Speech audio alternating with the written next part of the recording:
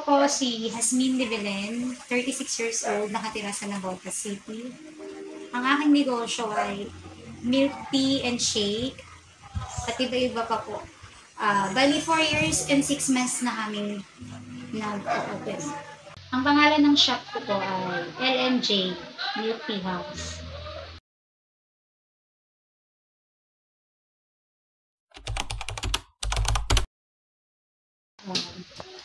Sa umaga, ready ako para mamalengke. Meron akong dalawang tauhan.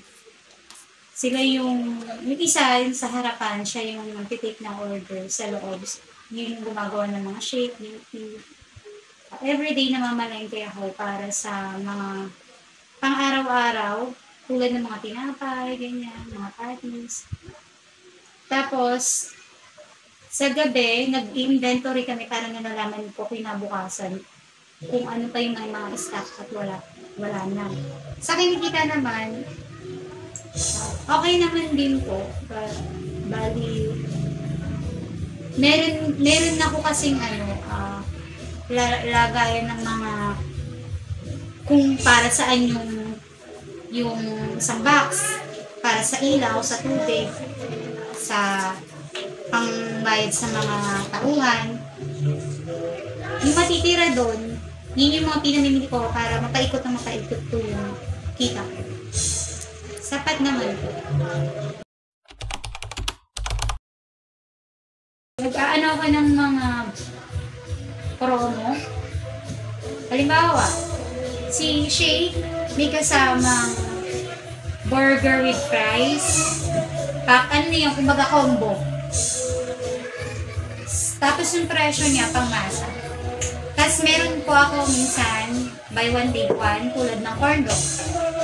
Pag dalawa, kasi meron din single. Single kasi para sample. Single ng corn dog 50. Kapag dalawa binili mo, 90 na lang. So nakaka-attract yun sa mga customer kasi kadalasan wag hinahanap ng mga tao talaga pagka pang mababang presyo. Yun lang. Tulad ng price increase ng mga bilihin. Hadlang doon kasi ang presyo ng mga paninda ko po is pangmasa. Siyempre, pag mataas yung mga bilihin, huhugot ka rin ng taas ng presyo sa paninda mo. Pero di naman ganun kataas ang pinapatong ko. Kasi nga pangmasa yung yung mga paninda ko. Isa pa po, pag kami mga kalapit bahay ka na kaparehas na ng tinda mo, isa din yun hadlang.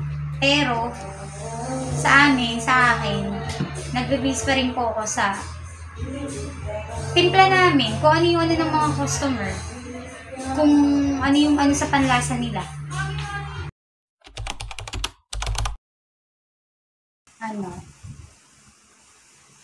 Ang mga tinda ko po kasi shake at saka milk tea. Meron din ako mga burger. Yun kasi sa akin, ang akin po kasi, may shake ka, may milk tea ka. Kumbaga yun, panulak at kung tawagin sa pangmasa, panulak. Nag-iisip ako, ano bang pwedeng idagdag doon para sa akin is package na.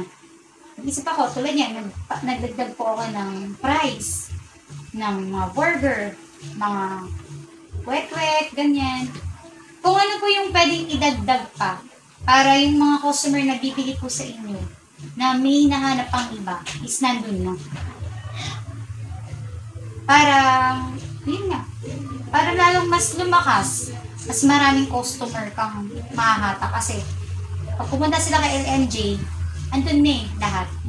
Wala na silang hahanapin sa iba. Kasi nandun na. Yun.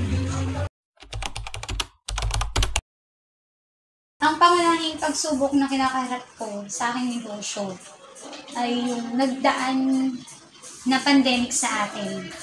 Nandun yung nagsarado kami kasi bawal na lumabas. Pangalawa, yun yung sa pagtaas ng mga bilihin.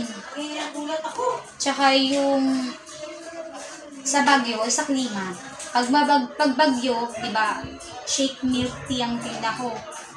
Malamig ang panahon. So, ngayon nabili. Yung paninda ko, gano'n.